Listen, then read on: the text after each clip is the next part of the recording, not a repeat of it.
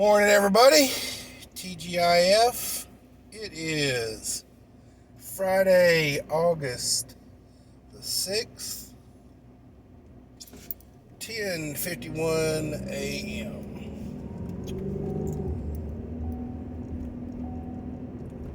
Decided I wanted to talk a little bit about the division going on in society today. And how Texas is unique and can be the shining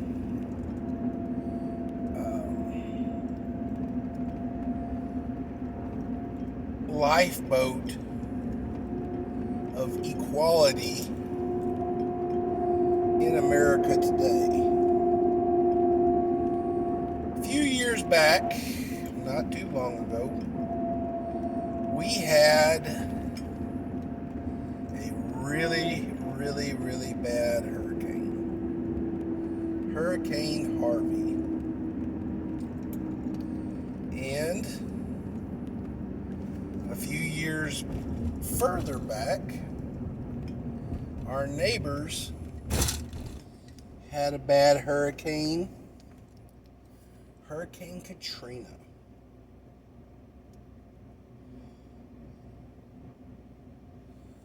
Hurricane Katrina devastated so much of New Orleans and the southern half of Louisiana that we had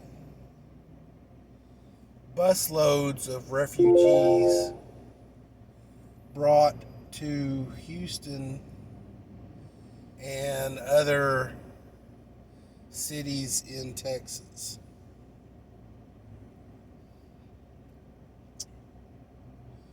We had a little bit of a culture shock after that. We had displaced Katrina refugees in our schools and stuff like that. And basically, even though Louisiana and Texas are Gulf states and neighbors, each kind of state has its own real kind of culture.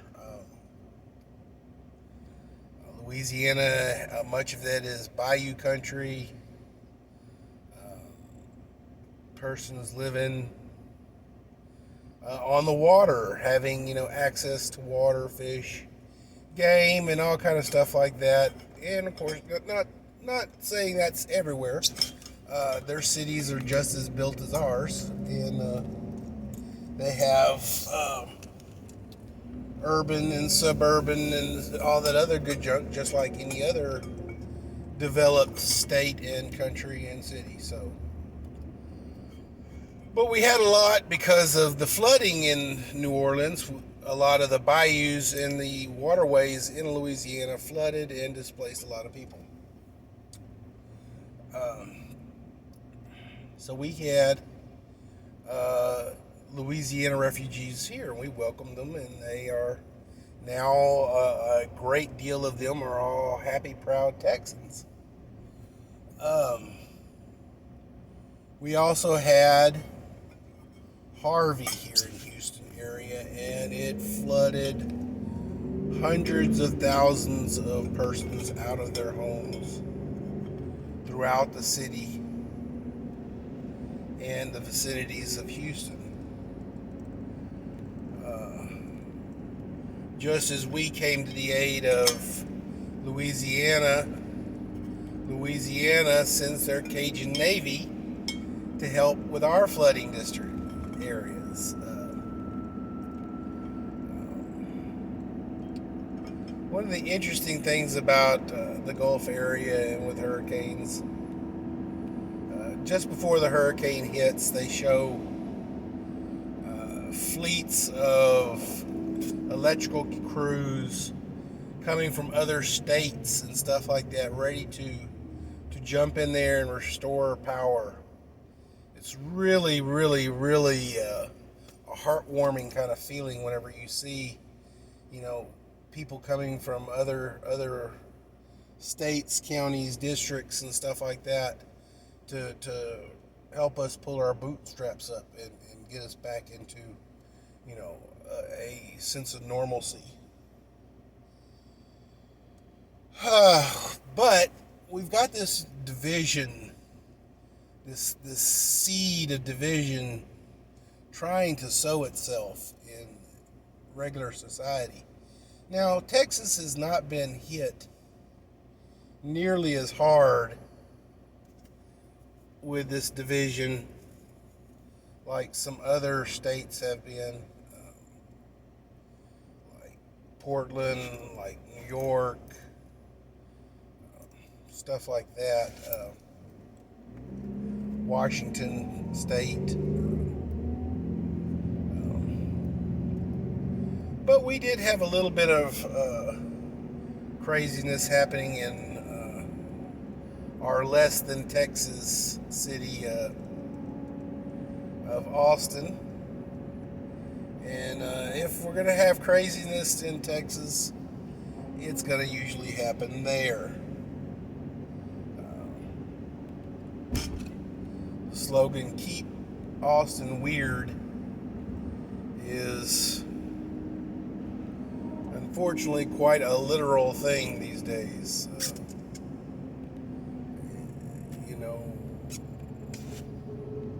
There's really not a lot of Texas in Austin,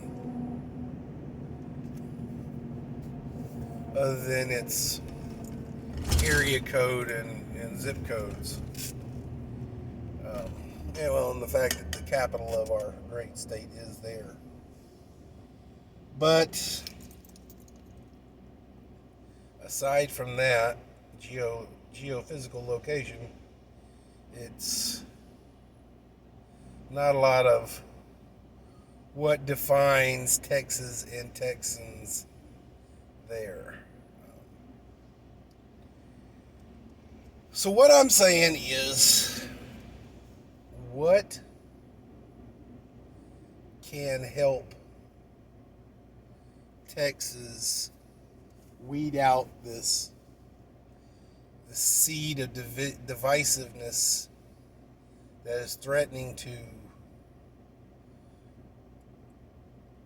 hurt Texans in Texas? Well, we as Texans really don't care what your skin color is. And that might be pretty racist to say that, but you know what? We really don't. Martin Luther King wanted everybody to be judged by the content of their character, not the color of their skin. And pretty much, guys, being a Gen X, having grown up in the early 90s, late 80s, early 90s, in which hardcore rap music came about, and things of that. Personally, I grew up in a predominantly Hispanic neighborhood. From birth to pretty much throughout my high school years, I went to a predominantly black and Hispanic high school.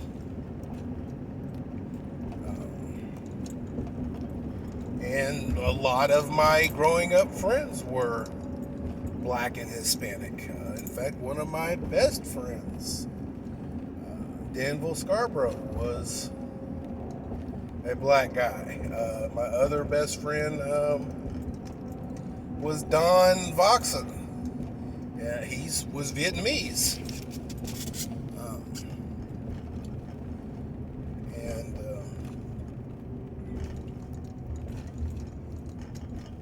grew up with a girl who eventually came out as a lesbian. And you know what? I really never judged any of these people by their sexuality, their skin color, their race. Don was funny. Dan was always that saying he was going to go to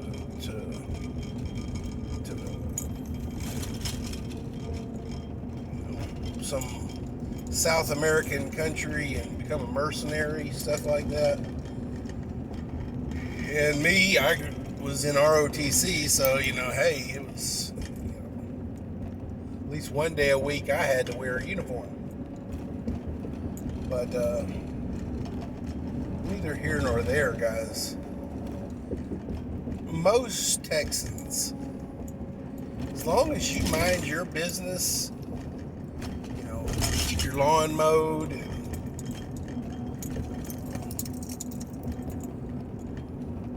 don't blare music after 10 o'clock p.m. Most people don't really give a damn about what your color of your skin is, what you're doing in your home, or what you're doing on your property,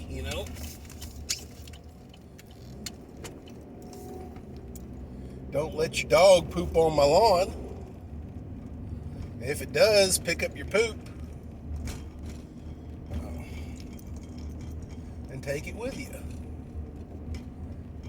That's live and let live is kind of the Texas thing. And if you need a help, if we've suffered a problem like a hurricane or something like that, and I am able to help you, boom. 20 some odd years ago, my house flooded in Tropical Storm Allison.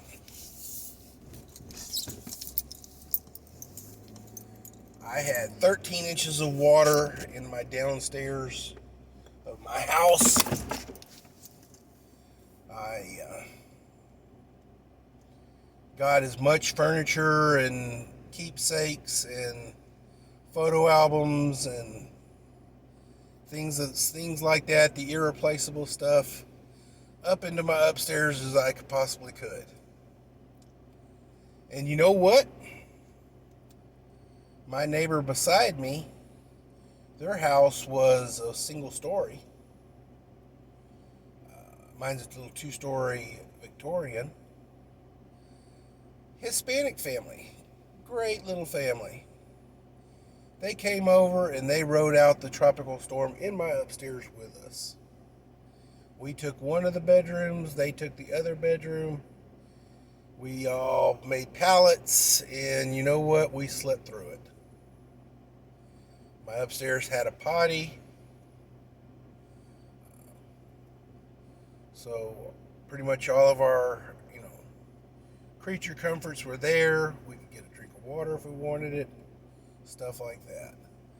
I went downstairs, hit the breakers for the entire downstairs when water started coming in, and we lifeboated in my upstairs. So, we in the Gulf Coast, guys, we are interesting critters because we have the SHTF problem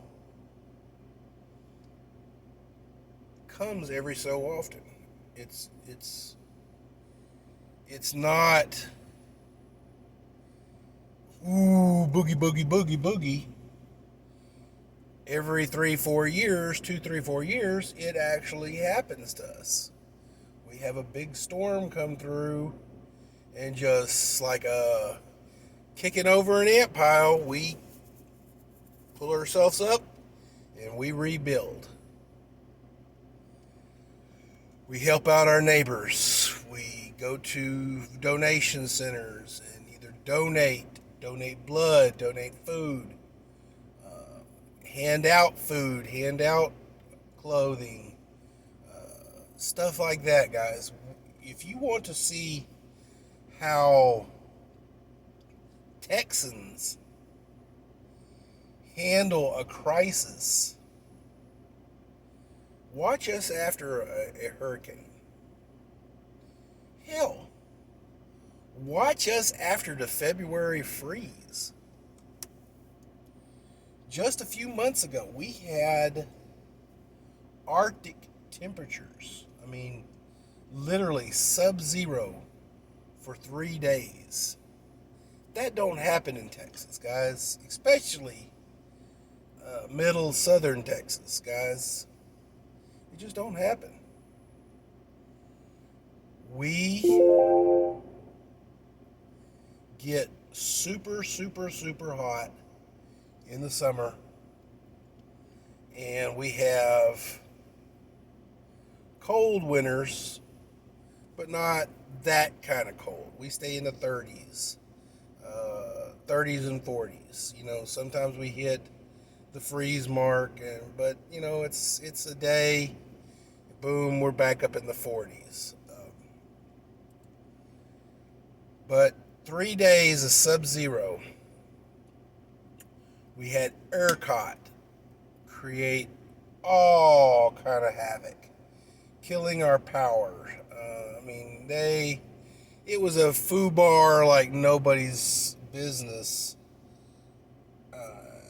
And I really hope that Texas gets a handle on what ERCOT's doing, because they are not Texans running our Texas grid. If anybody didn't know, Texas actually has its own power and gas grids that is not connected to anywhere else in the nation. Why Texans are not handling Texans power, I do not know. And why Germans and French people are on the ERCOT board, I don't know why. But that's bad juju right there. What does a German know about Texas heat? What does a German know about Texas winter? What does Germans know about,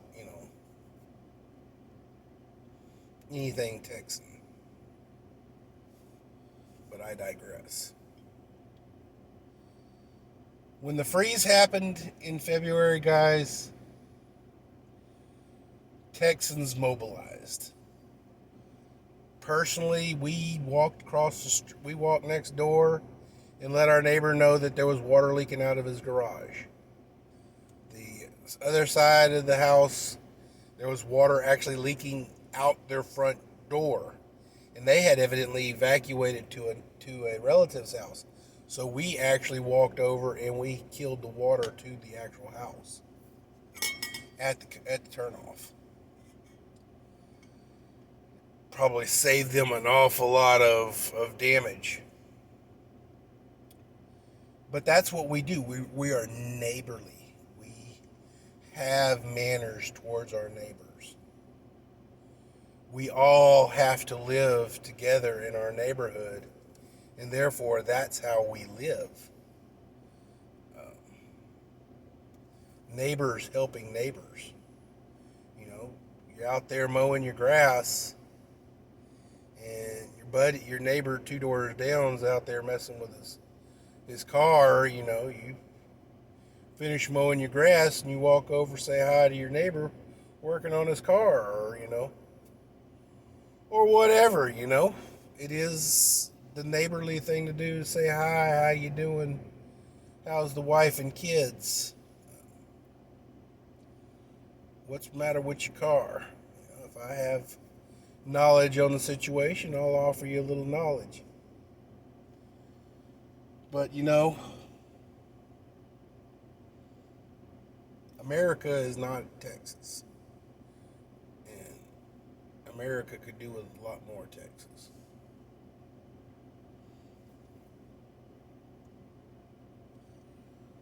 But guys, we're on approach to 20 minutes, and that's my cutoff mark. So